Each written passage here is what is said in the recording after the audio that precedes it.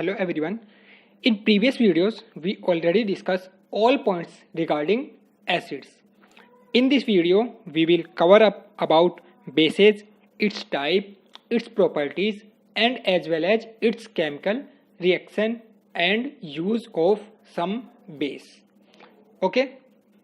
So let us start with what are bases. So generally base के बारे में जब हमने बात करा था तो बेस क्या होते थे, वो substance,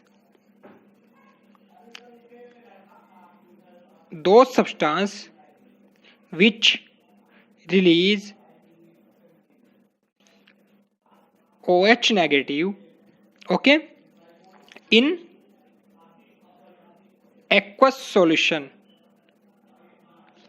okay, so in aqueous solution जो substance OH negative ion solution में क्या करे, रिलीज करे, तो उसको हम क्या कहते थे, बेस. ओके, जैसे कि एग्जांपल क्या हो गया कि NaOH, ठीक है, इसको हमने वाटर के अंदर डिसोल्व किया सब्सटेंस को, और ये यहाँ से Na positive and OH negative ion जो हुआ एक्वस में क्या किया, रिलीज कर दिया. तो इस टाइप का जो सब्सटेंस होगा उसको हम क्या कहेंगे, बेस. क्लियर.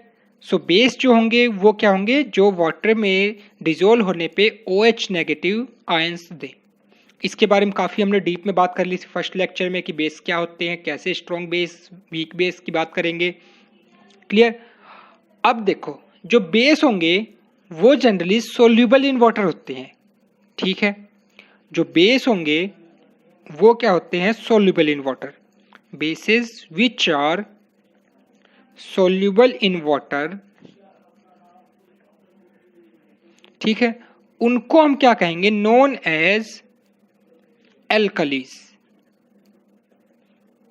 ठीक है, कहीं पे ये टर्म लिखी आती है एल्कलीज, तो इट मीन्स वो भी क्या है, बेस के लिए यूज होगा, बट वो जो बेस होंगे वाटर में क्या होंगे, सोल्यूबल होंगे. और जो बेस वाटर में सोल्यूबल नहीं है तो उसके लिए हम ओनली बेस कहेंगे. ठीक है, और अगर वाटर सोल्यूबल है तो क्या कहेंगे, एल्कलीज. और जहां तक हम बात करें अपने सिलेबस के अकॉर्डिंग, तो जो 10th का सिलेबस मेंशन है उसमें जो मोस्ट ऑफ बेसिस है, या फिर हम कह ले सभी बेसिस क्या है, वाटर सोल्यूबल. जो हमें स्टडी करने हैं ऑल बेसिस गिवन, वो क्या है, वाटर सोल्यूबल.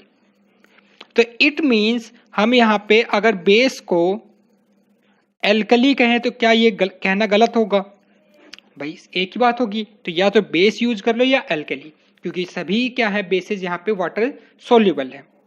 ठीक है, अब बात करते हैं हम इसकी टाइप्स की. जो बेस हैं ये टाइप्स कितने होंगे बेस के, तो बेस जो जनरली होगा वही strong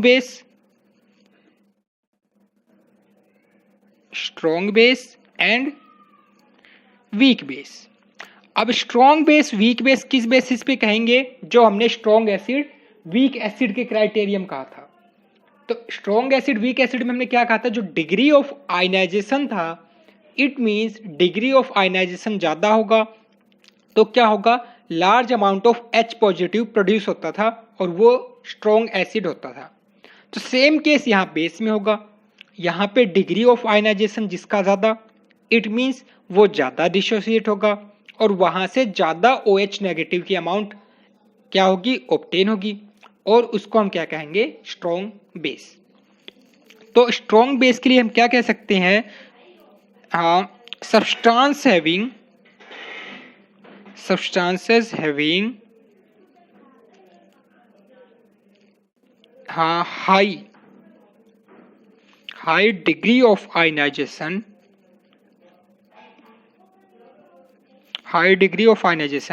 thus completely dissociate or ionize.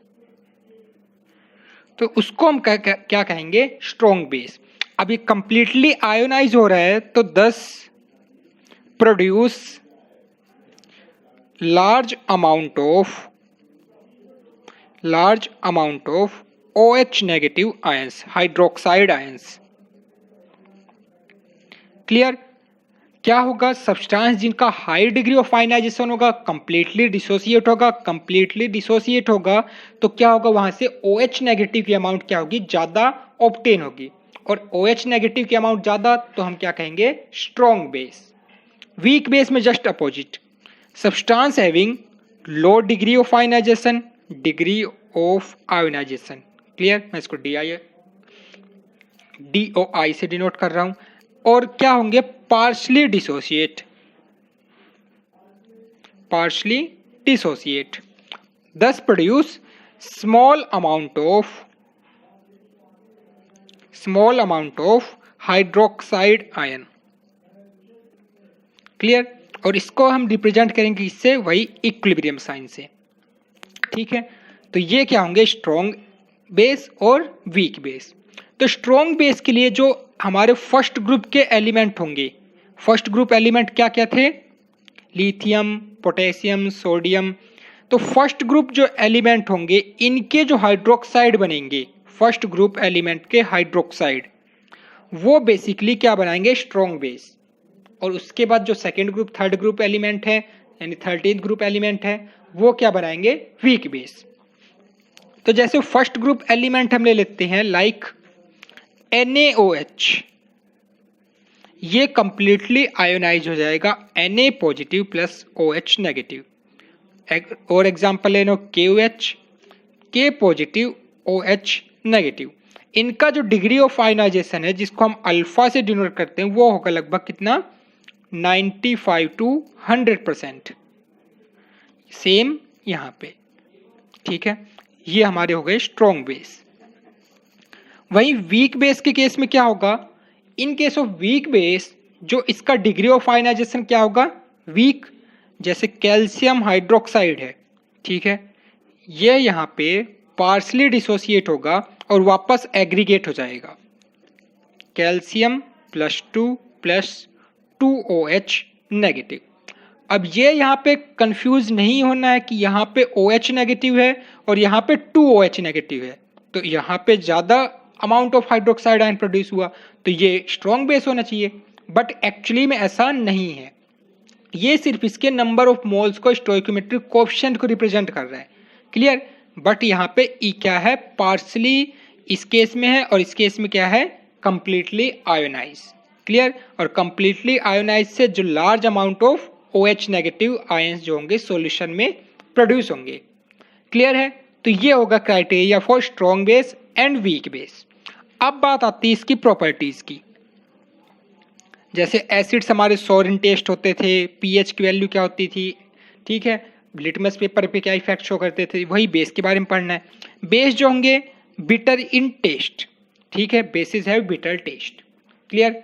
Second बात होगी जो बेस होंगे, base feel soapy to touch, क्योंकि जनरली जो हमने सैपोनिफिकेशन रिएक्शन देखी थी वहां पे सोडियम हाइड्रोक्साइड यूज कर रहे थे हम, तो सोडियम हाइड्रोक्साइड जो है बेस है और उसकी वजह से वो वहां पे सॉप प्रोड्यूस हो रहा था। तो इट मीन्स जो बेस होंगे उसके पास कैसा होगा, सॉपी टच होगा, एक तरह से साबुन टाइप का टच जो कहेंगे, ठीक है। बेसिस जो होंगे लिटमस पेपर को red to blue, clear. pH value क्या होगी, 7 से कम या ज्यादा, 7 से ज्यादा, 7 से ग्रेटर होगी pH value for base, clear. और जो बेसिस होंगे वो इलेक्ट्रिसिटी को क्या करेंगे, कंडक्ट करेंगे, क्योंकि जो बेस हैं वो यहाँ पे डिसोसिएट हो रहे हैं आयंस की फॉर्म में, और जहां पे भी आयंस होंगे तो आयंस की मूवमेंट की वजह से जो इलेक्ट्रिसिटी होगी वो कंडक्ट होती है, ठीक है। इलेक्ट्रिसिटी के दो ही रीजन होते हैं, या तो फ्री इलेक्ट्रॉन हो या फिर आयंस प्रेजेंट हो। तो फिलहाल यहाँ पे आयंस प्रेजेंट है तो इसकी वजह से इलेक्ट्रिसिटी को क्या करेगा, कंडक्ट करेगा, क्लियर है। तो ये इसकी कुछ थी यहाँ पे फिजिकल प्रॉपर्टीज, या क्या कहते हैं, प्रॉपर्टीज ऑफ बेसिस। अब यहाँ पे केमिकल प्रॉपर्टीज देखेंगे जिसके अंदर केमिकल रिएक्शन ऑफ बेसिस हमें देखनी है, ठीक है। सिंपल सिंपल सी रिएक्शन है, जैसे एसिड्स के लिए थी, इस केस में बेस में तो और भी सिंपल रिएक्शंस हैं। एक तो हमारी न्यूट्रलाइजेशन रिएक्शन ही हो जाएगी, जो हमने in case of acid plus base देखा था, यहाँ पे बेस प्लस एसिड हो जाएगा, बात तो एक ही है। तो एक तो पहले हम न्यूट्रलाइजेशन देख लेते हैं कि बेस रिएक्ट विद एसिड, तो बेस जब एसिड के साथ रिएक्ट करेगा क्या, neutralisation reaction, that is salt plus water. अब इसमें बस एक पॉइंट मैं एक्स्ट्रा बता देता हूँ, क्या कि न्यूट्रलाइजेशन में न्यूट्रल होने का मतलब क्या है कि एसिड क्या रिलीज करेंगे, H पॉजिटिव, ठीक है, बेस क्या रिलीज करेंगे, OH नेगेटिव, और दोनों कंबाइन होके क्या बना रहे हैं, water, H positive OH negative, charge इनके न्यूट्रल, क्लियर, और यहां से एक H और एक OH, तो H2O। तो ये H2O का जो pH होती है वो क्या होता है, न्यूट्रल, तो इस रिएक्शन को हम न्यूट्रलाइजेशन रिएक्शन कहते हैं, ठीक है। तो यहाँ पे जो एसिड यूज करोगे, जैसे HCl ले लिया, यहाँ पे NaOH, तो HCl में से H पॉजिटिव, OH NaOH में से OH नेगेटिव, ये दोनों यहाँ से कंबाइन होंगे, क्या बनाएंगे, H2O। तो यहाँ से लेफ्ट क्या रह गया, Na पॉजिटिव, और यहाँ से लेफ्ट क्या रह गया, Cl नेगेटिव। तो ये कैटायन एनायन यहाँ पे कंबाइन होंगे, NaCl। तो ये थी न्यूट्रलाइजेशन रिएक्शन। क्लियर है कि base is react with acid. उसके बाद यहाँ पे फर्स्ट रिएक्शन थी, that is reaction with metal. Reaction with metal, acid में भी क्या होते थे, मेटल के साथ रिएक्ट करके वहां पे हाइड्रोजन गैस प्रोड्यूस करते थे। क्लियर, वहां पे सभी मेटल्स एसिड के साथ रिएक्ट करके हाइड्रोजन गैस प्रोड्यूस करते थे, बट यहाँ पे सभी बेसेस किसके साथ, मेटल के साथ रिएक्ट करके हाइड्रोजन गैस प्रोड्यूस नहीं करेंगे। सभी बेस नहीं करेंगे, कुछ एक बेस करेंगे, हमें सिर्फ उन्हीं के बारे में पढ़ना है। जैसे NaOH है, NaOH को जिंक के साथ जब रिएक्ट कराएंगे, ठीक है, सोडियम हाइड्रोक्साइड को जिंक के साथ रिएक्ट कराओगे, तो एक तो यहाँ से जिंक का सॉल्ट बनेगा और साथ में हाइड्रोजन गैस, यहाँ पे जिंक सॉल्ट बनेगा। जो जिंक सॉल्ट बनेगा उसका फॉर्मूला होगा Na2ZnO2, Na2ZnO2 सोडियम जिंकेट, ये यहाँ से सॉल्ट बनेगा। क्लियर है, तो ये सेकेंड रिएक्शन होगी, क्या कि जो भी बेस होंगे वो मेटल के साथ रिएक्ट करके hydrogen gas and salt produce करेंगे। क्लियर है। उसके बाद सेकेंड रिएक्शन हमने ऑलरेडी यहाँ पे पढ़ ली, क्या, न्यूट्रलाइजेशन रिएक्शन, कि बेस जो है एसिड के साथ रिएक्ट करके सॉल्ट प्लस वाटर प्रोड्यूस करेंगे। क्लियर। उसके बाद third reaction, base react with non metal oxide. अब नॉन मेटल ऑक्साइड मतलब जैसे ये लगाओ, सपोज CuO, ये कॉपर ऑक्साइड, कॉपर यहाँ पे क्या है, मेटल, तो इसको मैं बोलूंगा मेटल ऑक्साइड। कॉपर ऑक्साइड है तो मेटल ऑक्साइड। क्लियर। अब जैसे मैं यहाँ पे एग्जांपल ले लूँ CO, कार्बन मोनोऑक्साइड, इसमें कार्बन भी क्या है, नॉन मेटल, और ऑक्सीजन तो ऑलरेडी नॉन मेटल है ही, तो ये कैसा हो गया, नॉन मेटल ऑक्साइड। तो इस तरह की कोई भी ऑक्साइड बेस के साथ रिएक्ट करेगी तो क्या प्रोडक्ट बनेगा, तो नॉन मेटल ऑक्साइड जैसे CO2 हो गया, SO2 हो गया, ठीक है, ये हमारी नॉन मेटल ऑक्साइड्स हो गई। क्लियर। ये जब बेस के साथ रिएक्ट करेंगे तो वहां से क्या प्रोडक्ट बनेगा, उस चीज के बारे में यहाँ पे रिएक्शन देखेंगे। तो जनरली यहाँ से base plus non metal oxide, base plus non metal oxide, तो यहां से जो प्रोडक्ट बनेगा वो क्या होगा, salt plus water, salt plus water. तो बेस जो भी है किसी नॉन मेटल ऑक्साइड के साथ रिएक्ट करेगा तो उसका सॉल्ट बनेगा प्लस वाटर। जैसे एग्जांपल ले लेते हैं, NaOH ले लिया, कैल्शियम हाइड्रोक्साइड ले लिया, CaOH होल ट्वाइस, ठीक है, कैल्शियम हाइड्रोक्साइड, प्लस कोई भी नॉन मेटल ऑक्साइड जैसे CO2 यहां से ले लिया, CO2, ठीक है। अब जनरली क्या होता है, ये जो कैल्शियम हाइड्रोक्साइड ये तो क्या है, बेस, तो ये कैसा होगा, बेसिक इन नेचर, और इसके साथ जो यहां पे क्या है, नॉन मेटल ऑक्साइड, जनरली इसका नाम क्या है, कार्बन डाइऑक्साइड, बट यहां पे हम कह रहे हैं नॉन मेटल ऑक्साइड, कोई भी जनरल हो, तो वो जनरली क्या होती है, slightly acidic in nature, slightly acidic in nature, ठीक है। तो ये एक तरह से बेसिक, ये एसिडिक, तो प्रोडक्ट क्या बनना चाहिए, न्यूट्रलाइजेशन रिएक्शन में क्या था कि base plus acid, salt plus water, तो यहां भी ये देखो, ये बेस है, ये एसिड है, तो प्रोडक्ट क्या बनना चाहिए, सॉल्ट प्लस वाटर। तो सॉल्ट जो बनेगा यहां से कैल्शियम कार्बोनेट प्लस H2O, ठीक है, ये रिएक्शन जनरली रिवर्सिबल भी होती है कि कैल्शियम कार्बोनेट यहाँ से क्या होगा, कैल्शियम हाइड्रोक्साइड प्रोड्यूस करेगा। तो मेन बात यहाँ से क्या है कि जो बेस होगा नॉन मेटल के साथ रिएक्ट करके, नॉन मेटल ऑक्साइड के साथ रिएक्ट करके सॉल्ट प्लस वाटर प्रोड्यूस करेगा। क्लियर है? तो ये इसकी कुछ केमिकल रिएक्शंस थी। 3 ही केमिकल रिएक्शन है, reaction with metal, reaction with acid, reaction with non metal oxide. तो reaction with non metal oxide, तो रिएक्शन विद जो हम एसिड कह रहे हैं वो सेम ही हो गई, प्रोडक्ट वहां पे क्या होगा, सॉल्ट प्लस वाटर। क्लियर है?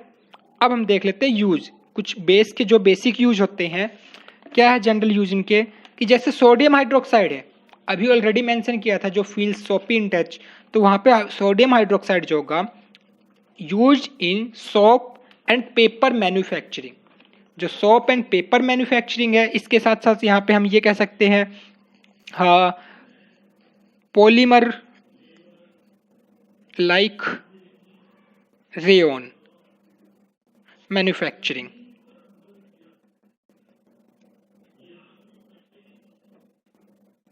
ठीक है, इसमें भी यूज होता है। इसके साथ साथ जो कैल्शियम हाइड्रोक्साइड है, ये किसके लिए यूज होता है, ब्लीचिंग पाउडर बनाने के लिए। क्लियर? जो कैल्शियम हाइड्रोक्साइड होगा ये यूज होता है किसमें, ब्लीचिंग पाउडर के मैन्युफैक्चरिंग में। ठीक है, सोडियम हाइड्रोक्साइड किसमें, सोप एंड पेपर मैन्युफैक्चरिंग में, calcium hydroxide bleaching powder manufacturing में, और मैग्नीशियम हाइड्रोक्साइड जब हमने पीएच यहाँ पे एक्शन पढ़ा था किसमें, डाइजेशन केस में, तो एसिडिटी बढ़ने पे उसको हम न्यूट्रलाइज करने के लिए बेस यूज करते थे, और वो जो बेस यूज होता था उसको हम क्या कहते थे, मिल्क ऑफ मैग्नीशिया। वो जो मिल्क ऑफ मैग्नीशिया होता है वो क्या होता है, यही मैग्नीशियम हाइड्रोक्साइड। तो magnesium hydroxide used at antacid to neutralise excess acidity. Clear है? उसके साथ साथ जो सोडियम कार्बोनेट है उसको हम एज ए वॉशिंग सोडा भी यूज करते हैं। तो ये इसके कुछ बेसिक यूज थे, किसके लिए, बेस के लिए। ठीक है, तो ये यहाँ पे कंप्लीट टॉपिक खत्म होता है बेस के लिए। अब हम मूव ऑन करेंगे किसमें, सॉल्ट्स में। सॉल्ट्स में हमें एक एक इंडिविजुअल सॉल्ट्स के बारे में पढ़ना पड़ेगा, जैसे ब्लीचिंग पाउडर, सोडियम कार्बोनेट। ठीक है, उसके साथ साथ हम वाटर ऑफ क्रिस्टलाइजेशन के ऊपर भी फोकस करेंगे। तो मे बी 3 और 4 टॉपिक्स यहाँ पे लेफ्ट आउट रह जाते हैं इस चैप्टर से। उसके बाद ये चैप्टर यहाँ पे कह सकते हैं कि हमने कवर अप कर लिया है। क्लियर?